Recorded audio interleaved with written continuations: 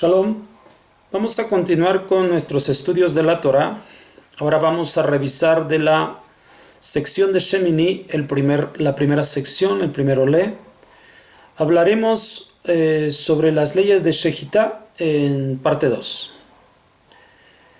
Una vez que el pueblo alcanza la libertad, es responsable para acercarse y servir con absoluta gratitud e intensidad, más allá de ritos y sacrificios cruentos, los cuales nunca han sido el propósito real del apego de Israel para con Hakadosh Baruj Hu. Escucha, Israel. La sección de esta semana continúa a los 7 días de la consagración de la Kehuná, una vez que el Mishkan ha concluido su construcción. Por eso dice al 8º día.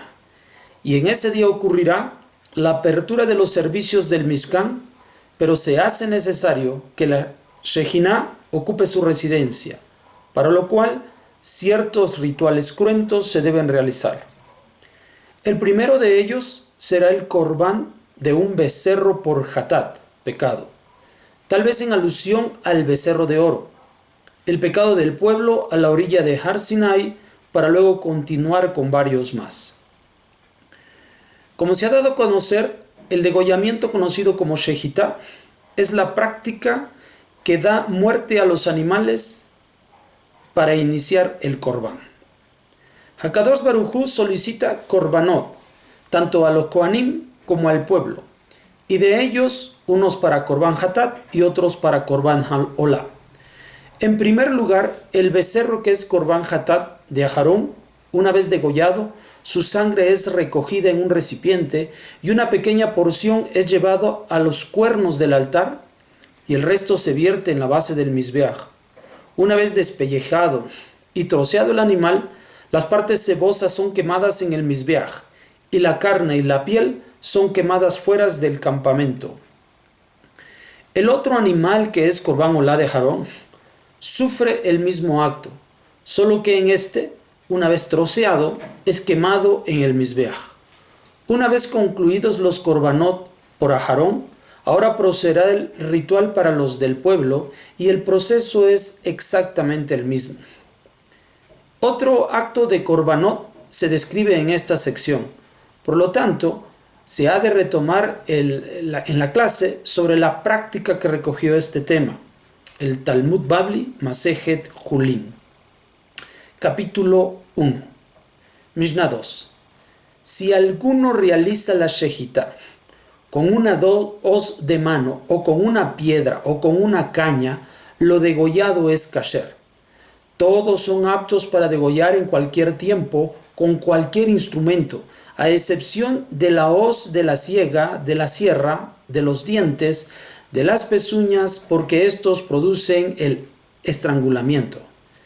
Si alguno hace la Shejitá con la hoz de la siega según la norma legal, la escuela de Shammai lo declara pasul, inválido, mientras que la escuela de Hillel lo declara kasher.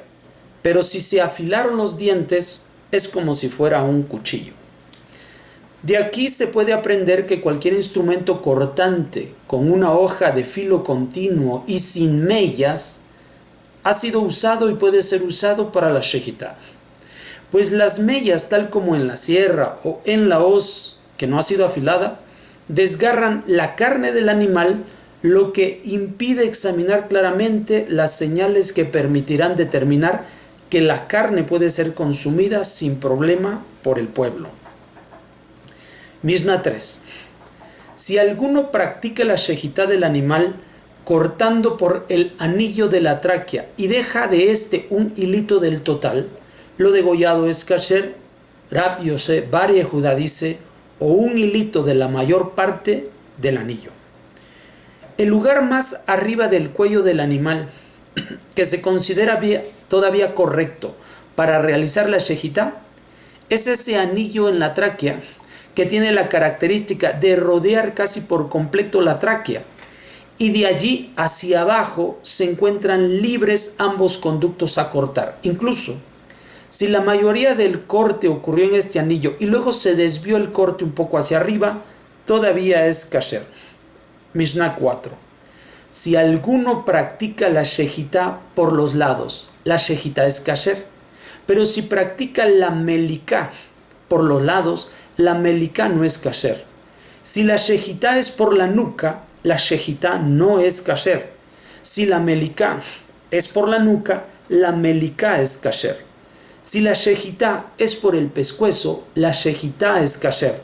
Si la meliká es por el pescuezo, la meliká no es kasher.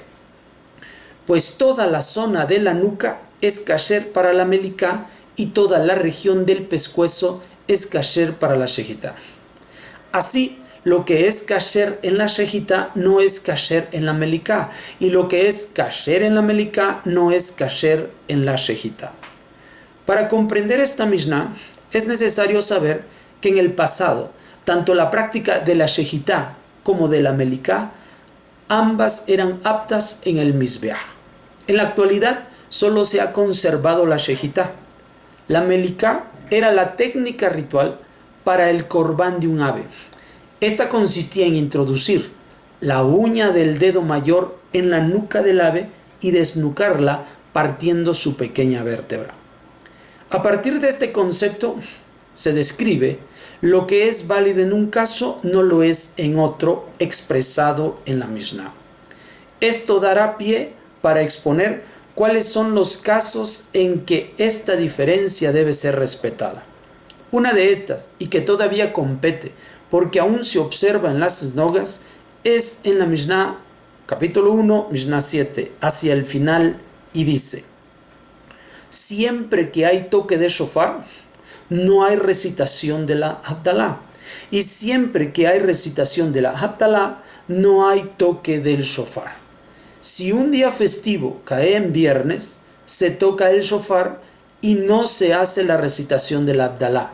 Si cae en el día siguiente al Shabbat, se recita la Havdalah y no se toca el shofar.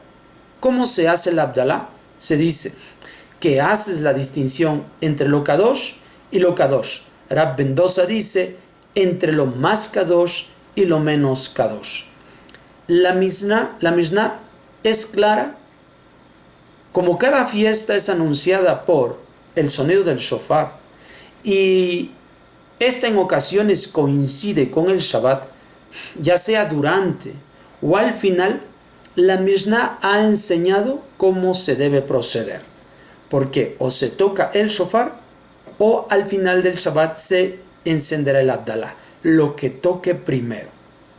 E incluso enseña la fórmula de la verajá de la Havdalah en esas ocasiones, que es separa de lo kadosh a lo kadosh, o como dijo Rab Mendoza, de lo más kadosh a lo menos kadosh, como sea el caso. Ahora sabes del instrumento correcto y en dónde puedes cortar al animal. Seudá kasher. Hasta pronto.